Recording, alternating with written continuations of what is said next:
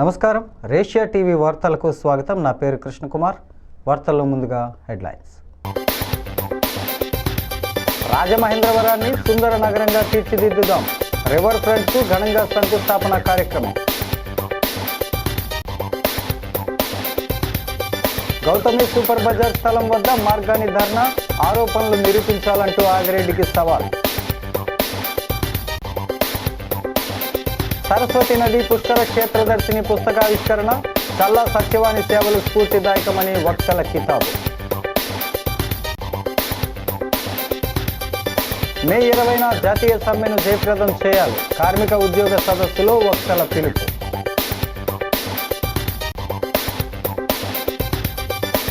మత్స్యకారుల ఆర్థిక అభివృద్ధికి కృషి చేస్తాం. రాష్ట్ర పర్యాటక మంత్రి కందుల దుర్గేష్. ఇక డీటెయిల్స్ చూస్తే, పుష్కర పనుల్లో భాగంగా రాజమహేంద్రవరం నగరాన్ని అత్యంత సుందరమైన నగరంగా తీర్చిదిద్దనున్నట్లు జిల్లా కలెక్టర్ పి ప్రశాంతి తెలిపారు. 8 కోట్ల నిధులతో రివర్ ఫ్రంట్ అప్పర్ ప్రామినేటెడ్ అభివృద్ధి పనులకు గోదావరి గట్టున ఉన్న జ్యోతిరావు పూలే విగ్రహం వద్ద బుధవారం శంకుస్థాపన నిర్వహించారు. స్థానిక ఎమ్మెల్యే ఆదిరెడ్డి శ్రీనివాస్ సభ అధ్యక్షతన జరిగిన ఈ కార్యక్రమంలో నగర commissioner Ketan Garg, Rajanagaram MLA Battula Balaramakrishna, MLC Somu Veerraju, RUDA chairman Boddu Venkataramana Chowdary, మాజీ ఎమ్మెల్సీ ఆదిరెడ్డి అప్పారావు తదితరులు పాల్గొన్నారు.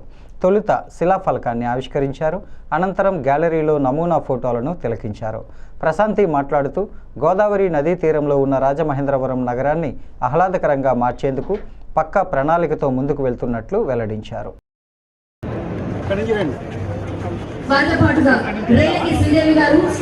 రివర్ ఫ్రంట్ మనకి ఆనరబుల్ ఎమ్మెల్యే గారి ద్వారా, అదేవిధంగా ఆనరబుల్ జిల్లా కలెక్టర్ ద్వారా ఇనాగ్రేట్ చేయడం జరిగింది.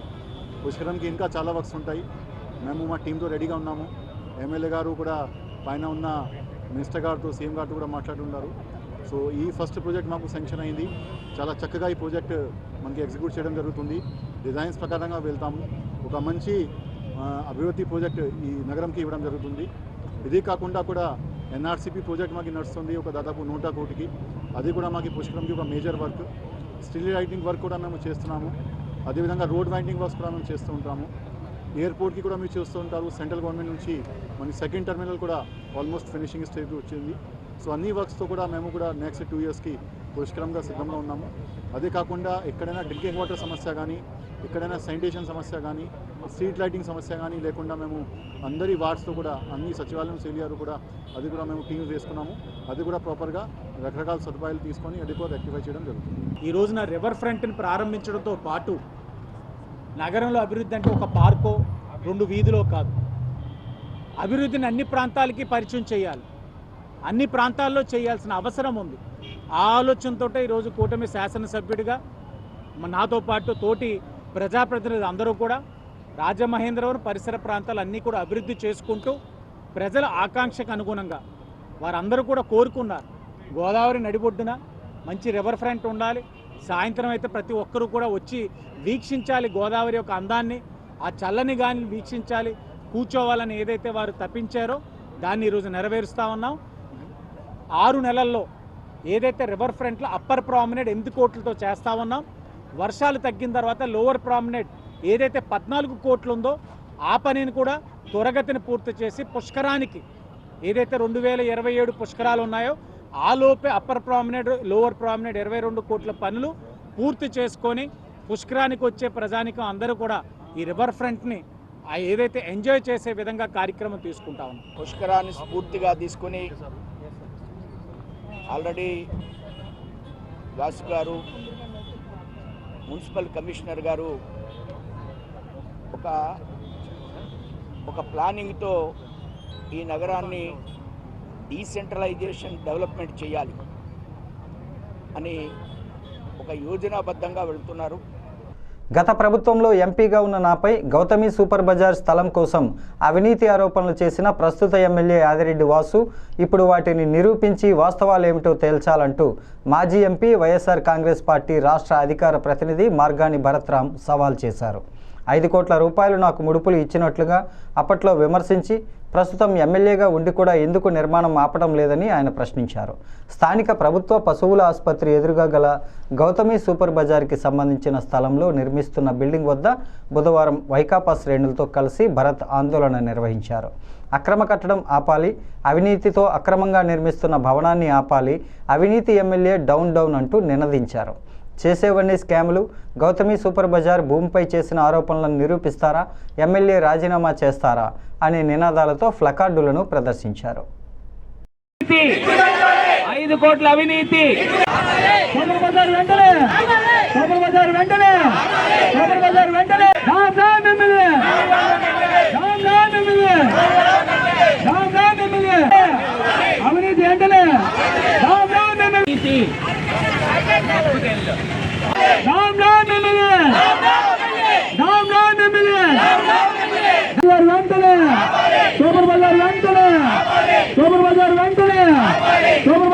కోట్ల అవినీతి 5 కోట్ల అవినీతి. ఈరోజు గోకవరం బస్టాండ్ దగ్గర పశువుల ఆసుపత్రికి ఎదురుగుండా 3 ఫ్లోర్ల బిల్డింగ్ కన్స్ట్రక్షన్ జరుగుతోంది. ఇది గతంలో ఇక్కడ స్థానికంగా ఉన్న శాసనసభ్యుడు నా పైన ఆరోపణ చేశాడు. ఏమని ఆరోపణ చేశాడంటే, ఈ స్థలంలో నేను అక్రమంగా అన్యాయంగా ఒక గుత్తేదారుడికి ఇప్పించాను, దాంట్లో నాకు 5 కోట్ల రూపాయలు ముడుపులు అందిని అని చెప్పేసి ఇదే శాసనసభ్యుడు నా పైన ఆరోపణ చేశాడు. ఇక్కడ నేను ఇవాళ ప్రశ్నిస్తూ ఉన్నా, ఇదే 3 ఫ్లోర్ల బిల్డింగ్ కడతా ఉంటే ఇక్కడ ఉన్న స్థానికంగా ఉన్న శాసనసభ్యుడు నిద్రపోతా ఉన్నాడా అని అడుగుతున్నా. ఇవాళ వైఎస్ఆర్ కాంగ్రెస్ పార్టీ శ్రేణులందరం కూడా ఇవాళ మేము వచ్చాం. 5 కోట్ల రూపాయల ఆరోపణ నువ్వు చేసావు, అది నిరూపించు. 25% కమిషన్లు ప్రతి వర్క్లోనూ తీసుకున్నానని నువ్వు నా పైన ఆరోపణలు చేసావు, అది నిరూపించు. ఇవాళ నీ పైన బాధ్యత ఉందా లేదా అని అడుగుతున్నా.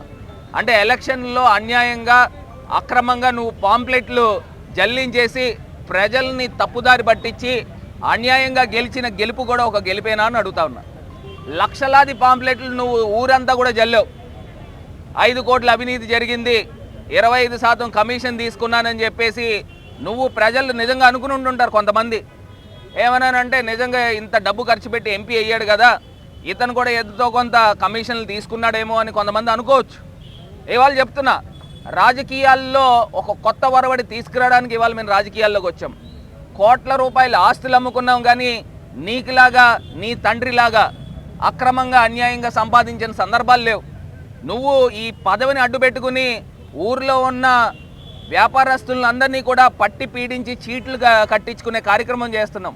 ఒక పక్కనేమో శాండ్ మాఫియా చేస్తున్నావు, ఇంకో పక్కనేమో లిక్కర్లో మొత్తం మీ తాలూకా సంబంధించిన వ్యక్తులే లిక్కర్లో ఉన్నారు. లిక్కర్ రేట్లు కూడా విపరీతంగా ఎంఆర్పీ కన్నా పెంచే కార్యక్రమం చేస్తూ ఉన్నారు. ఇంకో పక్కన భూ కబ్జాలు జరుగుతున్నాయి. ఈ నెల 15 నుంచి 26వ తేదీ వరకు సరస్వతీ నది పుష్కరాలు జరగనున్న నేపథ్యంలో డాక్టర్ చెల్లా సత్యవాణి రచించిన సరస్వతీ నది పుష్కర క్షేత్రదర్శిని పుస్తకావిష్కరణ సభ స్థానిక సరస్వతీ ఘాట్లోని శ్రీ జ్ఞాన సరస్వతి ఆలయ ప్రాంగణంలో బుధవారం నిర్వహించారు. గ్రంథాన్ని ఉచితంగా పంపిణీ చేశారు. ఈ పుస్తకాన్ని శ్రీ జ్ఞాన సరస్వతి ఆలయ వ్యవస్థాపకులు తోట సుబ్బారావు ఆవిష్కరించారు. మహామహోపాధ్యాయ శాస్త్రనిధి రాష్ట్రపతి సమ్మానిత విశ్వనాథ గోపాలకృష్ణ శాస్త్రి గౌరవ అధ్యక్షుడిగా పాల్గొంటూ గూగుల్లో వెతికితే లభించే విశేషాలను క్రోడీకరించి పుస్తకం తయారు చేసే పరిస్థితులు వచ్చాయని, అయితే డాక్టర్ సత్యవాణి ఏ క్షేత్రం దర్శించినా అక్కడి అనుభవాలను, అక్కడ దర్శించాల్సిన ప్రదేశాలు, అక్కడికి ఎలా వెళ్ళాలి వంటి విషయాలన్నీ తెలియజేస్తూ రచనలు చేసి పుస్తకంగా తీసుకురావటం ఆమె ప్రత్యేకతగా పేర్కొన్నారు. రాజమహేంద్రి విద్యా సంస్థల కరస్పాండెంట్ టీకే విశ్వేశ్వరరెడ్డి అధ్యక్షత వహిస్తూ డాక్టర్ సత్యవాణి రాజమహేంద్రి మహిళా కళాశాల ప్రిన్సిపల్గా పనిచేసి కళాశాల ఉన్నతికి పాటుపడ్డారని, మానేసి వెళ్ళిపోతుంటే కుదరదని ఒప్పించి డైరెక్టర్గా పెట్టుకున్నామంటూ తెలిపారు.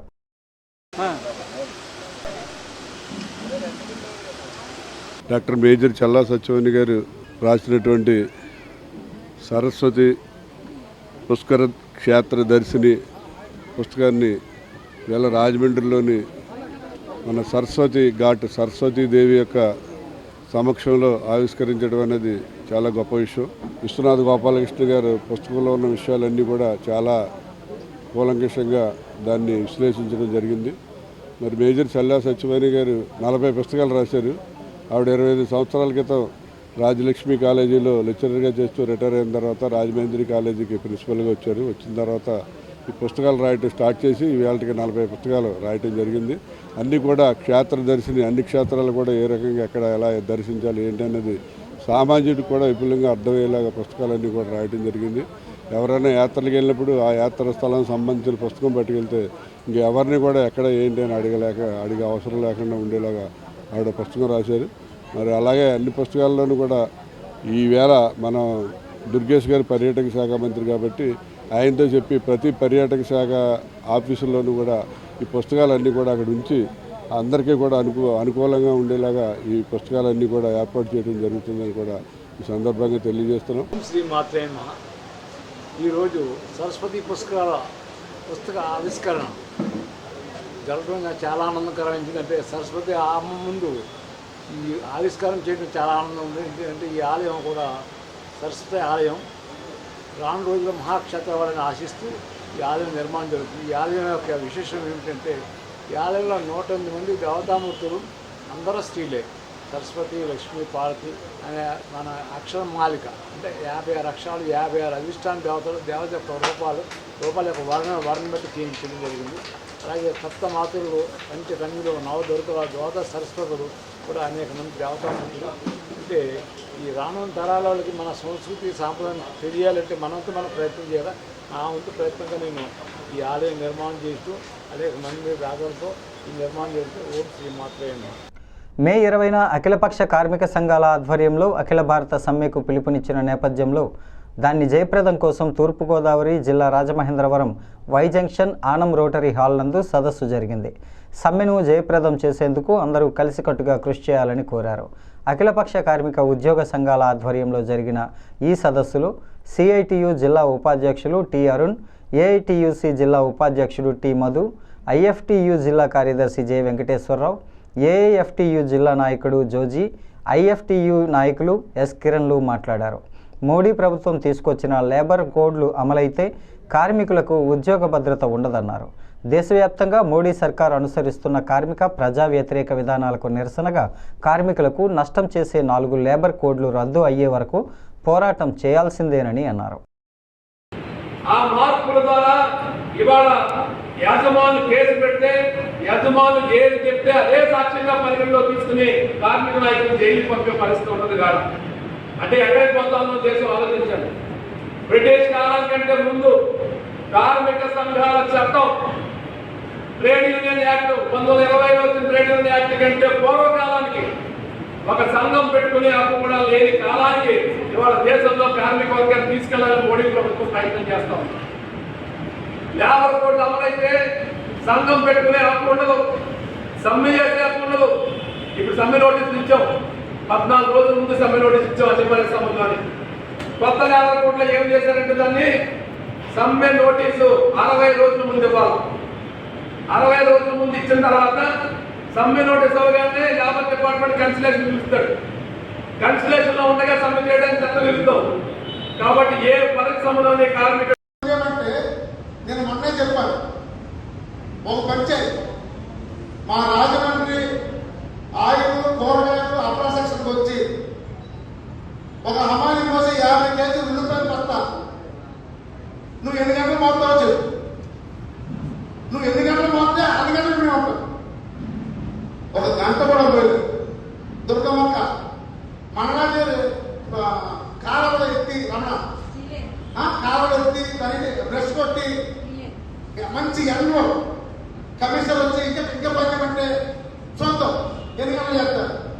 దేవమని కార్మికుడు లేదా టీచర్స్ లేదా మన మిగతా అన్ని సంఘాలు ఒకసారి వచ్చి పనిచేయాలి. నువ్వు ఏసీలో కూర్చొని మాట చెప్పడం కాదు. ఈ 8 గంటల పనితనం కోసం అయ్యో 3 మాటలు చెప్పింది.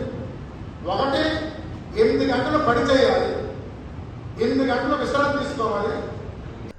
నిడదవోలు నియోజకవర్గంలో మత్స్య సంపదను వృద్ధి చేసేందుకు పటిష్ట చర్యలు చేపట్టినట్లు మంత్రి కందుల దుర్గేష్ వెల్లడించారు. నిడదవోలు మంత్రి క్యాంపు కార్యాలయంలో ఏర్పాటు చేసిన పాత్రికేయుల సమావేశంలో మత్స్యశాఖకు సంబంధించి సుమారు 1,27,06,075 విలువైన 255 యూనిట్లకు ప్రతిపాదనలు ఇవ్వడం జరిగిందని మంత్రి పేర్కొన్నారు. కేంద్ర రాష్ట్ర ప్రభుత్వాలు మత్స్యశాఖలో అందిస్తున్న లైవ్ ఫిష్ వెండరింగ్ సెంటర్లు, మొబైల్ సెంటర్లు, రోజుకు 20 టన్నుల ఉత్పత్తి సామర్థ్యం కలిగిన పెద్ద మిల్లుల ఏర్పాటు, సాంప్రదాయ మత్స్యకారులకు పడవలు, వలలు అందించటం, ఐస్ బాక్సులతో కూడిన cycle, motor cycle, biofloc culture వ్యవస్థ ఏర్పాటు, రిజర్వాయర్లలో ఫింగర్ లింక్స్ నిల్వ చేయడం, చేప పిల్లల పెంపకం తదితర 7 రకాల వివిధ స్కీమ్ల లబ్ధిదారుల ఎంపికకు చర్యలు తీసుకోవడం జరిగిందన్నారు. మత్స్యశాఖ ప్రతిపాదనలు ఇవ్వడం జరిగింది. వివిధ రకాల స్కీమ్ వాళ్ళకి ఈ మన చేప పిల్లలు వేసుకునేది కానీ, వాళ్ళకి అమ్ముకోవడానికి మోటార్ బైకులు కానీ, లేదా ఇతరత్ర అటువంటివి ఉన్నాయి. దాన్ని త్వరలోనే ఆ ఫిషర్మెన్ సొసైటీ వాళ్ళతో మీటింగ్ పెట్టి వాళ్ళతో మాట్లాడి వాళ్ళకి అన్నీ ఎక్స్ప్లెయిన్ చేసి వాళ్ళు చెప్పేటువంటి బెనిఫిషరీస్ ఎవరైతే ఉంటారో వాళ్ళకి ఐడెంటిఫై చేసి వాళ్ళకి ఇవన్నీ చేయడం జరుగుతుంది. వాటికి సంబంధించి మన నియోజకవర్గానికి గత వేరే నియోజకవర్గాల కంటే కూడా మనకు ఎక్కువ శాంక్షన్ జరగడం జరిగింది. ఈ రోజునే వాళ్ళతో మాట్లాడి ఫైనలైజ్ చేసాం. త్వరలోనే వాళ్ళకి అవన్నీ చేయడం జరుగుతుంది. వాసవి మాత జన్మదినోత్సవం Vasavi club district V 215 A region 5 zone 2 region chairman Nuli Lakshmanaswamy visit సందర్భంగా మల్లయ్యపేట వైశ్య సేవా సంఘం వాసవి క్లబ్ ఆధ్వర్యంలో విస్తృతంగా సామాజిక సేవా కార్యక్రమాలు నిర్వహించారు. చైర్మన్ దంపతులు ఈ కార్యక్రమాల నిర్వహణ పట్ల హర్షం వ్యక్తం చేశారు. Region chairman Nuli Lakshmanaswamy, region secretary Nuli అనురాధాలను వాసవి క్లబ్ మల్లయ్యపేట అధ్యక్షుడు గార్లపాటి సూర్యనారాయణ దంపతులు, సెక్రటరీ సుబ్బిశెట్టి రాంబాబు, కోశాధికారి చుక్క ఆదినారాయణ తదితరులు ఘనంగా స్వాగతించారు. వాసవి మాత జన్మదినోత్సవాన్ని పురస్కరించుకొని అమ్మవారిని ప్రత్యేక పూజలు చేసి నిర్వహించారు. అనంతరం రీజియన్ చైర్మన్ లక్ష్మణస్వామి దంపతుల చేతుల మీదుగా 10వ తరగతి ఇంటర్లో అత్యధిక మార్కులు సాధించిన విద్యార్థులకు పారితోషికం, పేద మహిళలకు బియ్యం పంపిణీతో పాటు వేసవిలో ప్రజల దాహార్తిని తీర్చడానికి చలివేంద్రాన్ని కూడా ప్రారంభించారు.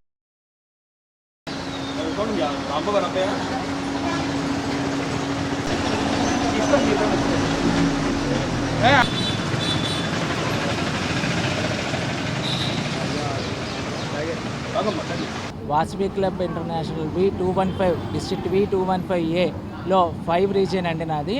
రీజనల్ చైర్మన్ నేను. ఈ రోజున మల్లాయపేట వాసవి క్లబ్ వారు రీజనల్ చైర్మన్ విజిట్ నిర్వహించారు.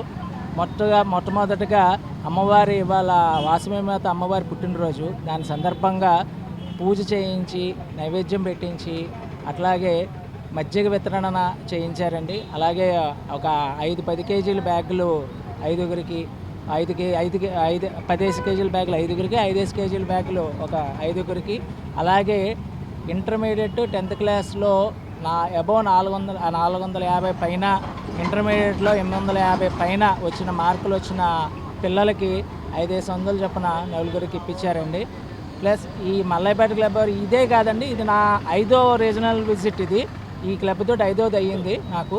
ఈ 5 ఇప్పుడు దాకా చాలా బాగా చేసి పూజ, అమ్మవారి పూజ అది చేయించి మంచిగా చేయించింది ఈ క్లబ్ వారే. చాలా సంతోషం అండి. ఈరోజు వాసవి మాత జన్మదినోత్సవం సందర్భంగా మల్లయ్యపేట వైశ్య సేవా సంఘం తరఫున ఈ కార్యక్రమం నిర్వహించడం జరిగింది. ఈ కార్యక్రమానికి మాకు ముఖ్య అతిథిగా స్వామి గారు, రీజనల్ చైర్మన్ స్వామి గారు, వారి దంపతులు ఇద్దరు అనురాధ గారు ముఖ్య అతిథులుగా విచ్చేశారు. ధన్యవాదాలండి. ఈ కార్యక్రమానికి ఫస్ట్ పూజా కార్యక్రమం, తర్వాత చలివేంద్రం ఓపెన్ చేసాము, మజ్జిగ వితరణ కార్యక్రమం చేసాము, పేదవారికి బియ్యం పంపిణీ కార్యక్రమం, తర్వాత విద్యార్థులకి స్కాలర్షిప్ ఒక 500 రూపాయలు చొప్పున పారితోషికం ఇచ్చామండి. ఈరోజు వైశాఖ శుద్ధ దశమి రోజు నాడు మన ఆర్యవైశ్య కులదేవత శ్రీ వాసవి కన్యకా పరమేశ్వర అమ్మవారి జన్మదినం సందర్భంగా ఈరోజు మల్లయ్యపేట వాసవి క్లబ్ వారి తరఫున ఇక్కడ మజ్జిగ వితరణ, బియ్యం పంపిణీ, 10 కేజీల ప్యాకెట్లు, 5 కేజీల ప్యాకెట్లు పంచడం జరిగింది. అలాగే వాసవి మాత పూజను కూడా చాలా బాగా చేశారు. మాకు రీజనల్ చైర్మన్ వాళ్ళ దంపతులు కూడా ఇద్దరు వచ్చినందుకు మాకు స్పెషల్. హైకోర్టు ఇచ్చిన ఆదేశాలను సైతం ధిక్కరిస్తూ ఇరిగేషన్ అధికారుల సహకారంతో ఇసుక మాఫియాకు చెందిన వ్యక్తులు నా స్థలంలోకి ప్రవేశించి దౌర్జన్యంగా డ్రెడ్జింగ్ చేసి ఇసుక రవాణా చేస్తున్నారంటూ ధవళేశ్వరం గ్రామానికి చెందిన బొబ్బా నందకుమార్ ఆందోళన వ్యక్తం చేశారు. ఈ మేరకు బుధవారం ధవళేశ్వరం గాయత్రి 3 ఇసుక ర్యాంపు వద్ద నిర్వహించిన మీడియా సమావేశంలో ఆయన మాట్లాడుతూ రాజమండ్రి అర్బన్ మండలం సర్వే నెంబర్ 583/3లో ఎకరం 2 సెంట్లు వ్యవసాయ భూమి ఉందని, దీనిలో వ్యవసాయం చేస్తూ కూరగాయలు పండించి జీవనోపాధి పొందుతున్నట్లు తెలిపారు. 2024లో ప్రభుత్వం నూతన ఇసుక పాలసీ విడుదల చేసిన తరువాత కొంతమంది ఇరిగేషన్ అధికారులు నా స్థలంలోకి ప్రవేశించి ఇసుకను గోదావరి నుంచి అక్రమంగా తీసి అక్కడే డంపింగ్ రవాణా చేస్తూ ఉన్నారని ఆరోపించారు. నమస్కారం అండి, నా పేరు బొబ్బా నందకుమార్. ఈ రాయబండ్ అర్బన్ రెవెన్యూ మండలంలోని 2 ఎకరాల భూమి ఇది నాది. దీంట్లోని నేను గత 50-60 సంవత్సరాల నుంచి మా తండ్రి మా తాతల దగ్గర వ్యవసాయం చేసుకుంటున్నాం. గతంలోని 8 సెంట్లకి జగ్గంపూడి రామమోహన్ గారు మినిస్టర్ కింద ఉన్నప్పుడు ఇంటెక్వెల్ పాయింట్కి 8 సెంట్లు భూమి నేనే ఎటువంటి కాంపెన్సేషన్ తీసుకోకుండా ప్రభుత్వానికి ఇచ్చాను. నేను వ్యవసాయం పీస్ఫుల్గా చేసుకుంటున్నాను. గత సంవత్సరం 2024 నూతన ఇసుక పాలసీ వచ్చిన తర్వాత కొంతమంది ఇరిగేషన్ అధికారులు నా భూమిలోకి నా అనుమతి లేకుండా ప్రవేశించి నేను అబ్జెక్షన్ చేస్తున్నా సరే కొంతమంది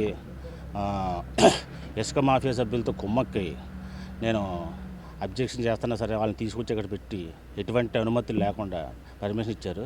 దానిపై నేను గౌరవ ఆంధ్రప్రదేశ్ హైకోర్టుకి వెళ్ళి రిట్ పిటిషన్ ఫైల్ చేసి ఉన్నాను. చేసిన తర్వాత హైకోర్టును కూడా తప్పుదోవ పట్టిస్తూ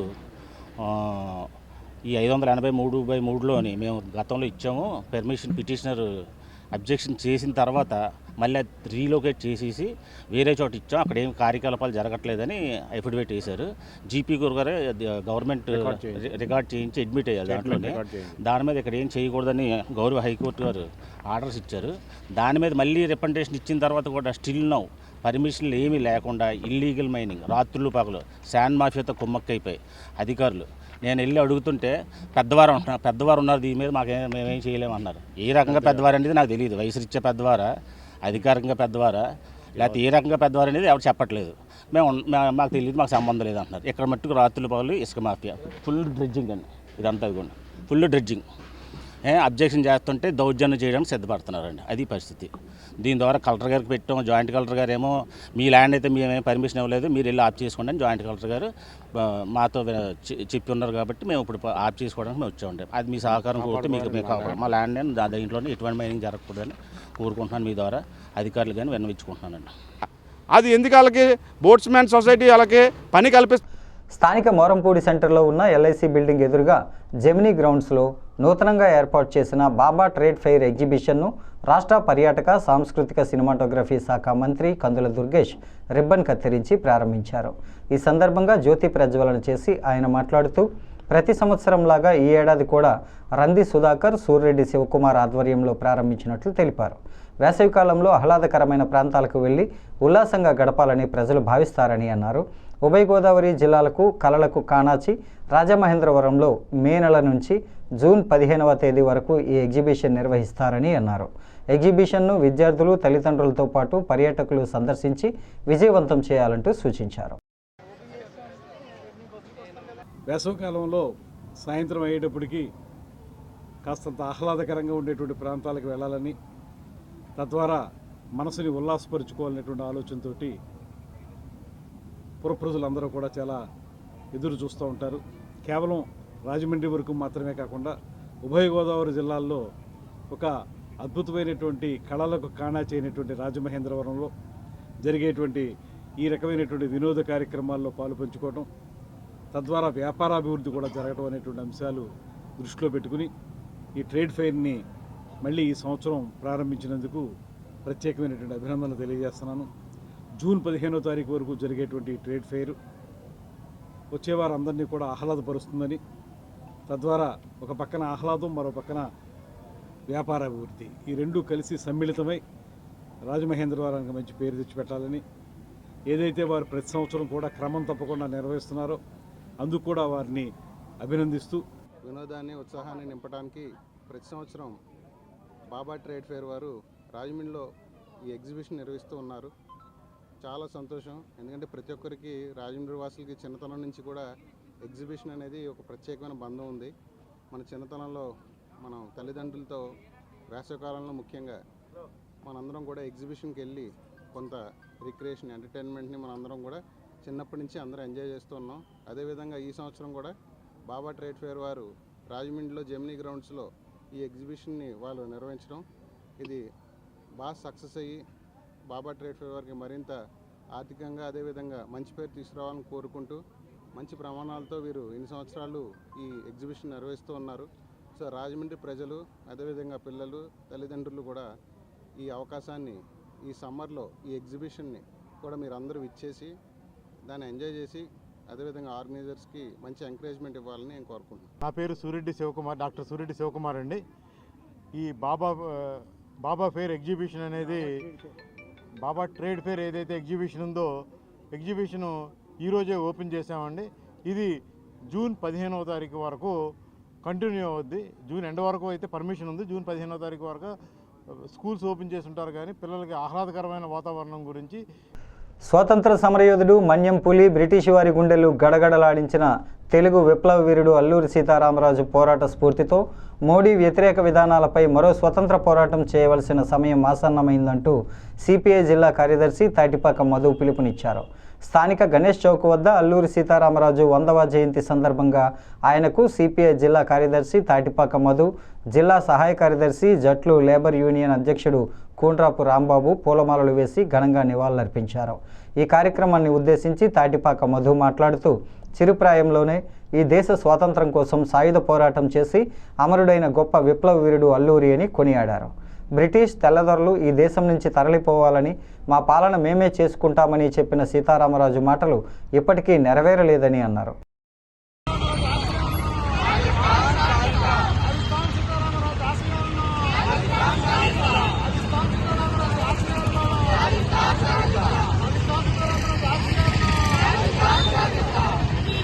విప్లవ వీరుడు మన్యం పులి మన తెలుగు బిడ్డ అల్లూరి సీతారామరాజు వర్ధంతి సందర్భంగా ఈరోజు రాజమండ్రిలో భారత కమ్యూనిస్ట్ పార్టీ సిపిఐ ఆధ్వర్యంలో ఆయనకు పూలమాల వేసి ఘనంగా నివాళులు జరిగింది. నాకు మరొకసారి ఈ దేశ పరిస్థితులు చూస్తుంటే మరో స్వతంత్ర పోరాటం తప్పదనిపిస్తుంది. అల్లూరి సీతారామరాజు ఏమైతే కళ్ళగన్నాడో ఆ స్వాతంత్ర ఫలాలు ఇప్పటికీ రాలేదు. ఈ దేశం నుంచి బ్రిటిష్ వాళ్ళు తెల్ల దొరలు పోవాలని సాయుధ పోరాటం చేసి అమరుడైన వ్యక్తి విప్లవ వీర కిషోరం మరి అల్లూరి సీతారామరాజు. అలాంటి సీతారామరాజు కళ్ళగన్న స్వతంత్రం ఏది? ఇప్పటికీ ఏజెన్సీ ప్రాంతాల్లో ఇప్పటికీ ఆదివాసీలకి సరైన మందులు, సరైన విద్య, సరైన వైద్యం లేక ఇప్పటికీ ఇబ్బంది పడుతున్నారు. స్థానిక ఏవి అప్పారావు రోడ్లో ఏర్పాటు చేసిన కాశ్మీర్ జలకన్య ఎగ్జిబిషన్ అందరికీ వినోదాన్ని, ఆహ్లాదాన్ని పంచుతుందని రాజమహేంద్రవరం సిటీ ఎమ్మెల్యే ఆదిరెడ్డి శ్రీనివాస్ అన్నారు. బుధవారం మధ్యాహ్నం ఆయన ఈ కాశ్మీర్ జలకన్య ఎగ్జిబిషన్ను రిబ్బన్ కత్తిరించి ప్రారంభించారు. ఈ సందర్భంగా ఎగ్జిబిషన్ నిర్వాహకుడు బర్ల వెంకట దుర్గాప్రసాద్ను ఎమ్మెల్యే ఆదిరెడ్డి వాసు అభినందించారు. గత ఏడాది యూరోపియన్ థీమ్తో ఏర్పాటు చేసిన లండన్ స్ట్రీట్ ఎగ్జిబిషన్ను విశేషంగా ప్రజలు ఆదరణ చూరగొన్నారని, ఇప్పుడు మళ్ళీ వినూత్నంగా కాశ్మీర్లో ఉండే మంచుకొండలు, జలపాతాలు, జలకన్యలతో ఉండే అందమైన వాతావరణాన్ని తలపిస్తూ ఎగ్జిబిషన్ ఏర్పాటు చేయడం జరిగిందన్నారు. గత వైసీపీ ప్రభుత్వ పాలనలో వ్యాపారులు తీవ్రంగా ఇబ్బందులకు గురయ్యారని, మాజీ ఎంపీ వారిని వ్యాపారాలు చేసుకోకుండా అడ్డుకొని మనోవేదనకు గురిచేసేవారని అన్నారు. కూటమి ప్రభుత్వ పాలనలో అటువంటి ఇబ్బందులు ఉండవని, అధికారులను సంప్రదిస్తే వెంటనే అన్ని అనుమతులు వస్తాయంటూ నిరభ్యంతరంగా వ్యాపారం చేసుకోవచ్చునని అన్నారు.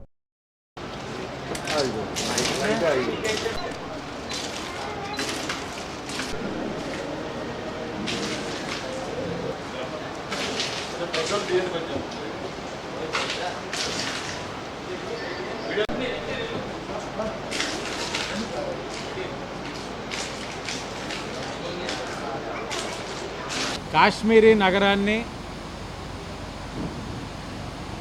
సముద్ర తీరపు జలకన్యని తలపించే విధంగా సోదరులు ప్రసాద్ గారు ఈ ఎగ్జిబిషన్ని ఏర్పరచడం జరిగింది. కిందటి సంవత్సరం కూడా ఆయన యూరోపియన్ థీమ్ లండన్ నగరం ఎలా ఉంటుందన్నది మనకి కళ్ళకి కట్టే విధంగా ఇక్కడ ఏర్పరిచి ప్రజలు ఒక మన్నెలు పొందడం జరిగింది. అధిక సంఖ్యలో ప్రజలందరూ కూడా వచ్చి వీక్షించడం కూడా జరిగింది. ఇప్పుడు మరలా కోరుతా ఉన్నాను ప్రజలందరినీ, కాశ్మీరీ నగరం మాదిరిగానే చల్లటి గాలి, అదే పని మీద మంచు పడతా ఉంది. జలకన్యలు సముద్రంలో ఎలా ఉంటారో అలాగా వాటిని తలపించే విధంగా నీటిలో వాటి యొక్క విన్యాసాలు, లోపల ఎగ్జిబిషన్ చాలా చక్కగా పెట్టారు. ప్రజలందరూ కూడా వచ్చి వీక్షించి ఆయన్ని ఆశీర్వదించాలని మనస్ఫూర్తిగా కోరుకుంటా ఉన్నాం. 2-10 అండి ప్రతిరోజు, 50 days sir, 60 days permission. Kashmir city అండి, జలకన్యలు, ఎగ్జిబిషన్, జైంట్ వీల్స్ అవన్నీ మామూలు. Hi everyone, my name is Dede. I'm from Indonesia. Okay, ఈ వార్తలు ఇంతటితో సమాప్తం. నమస్కారం.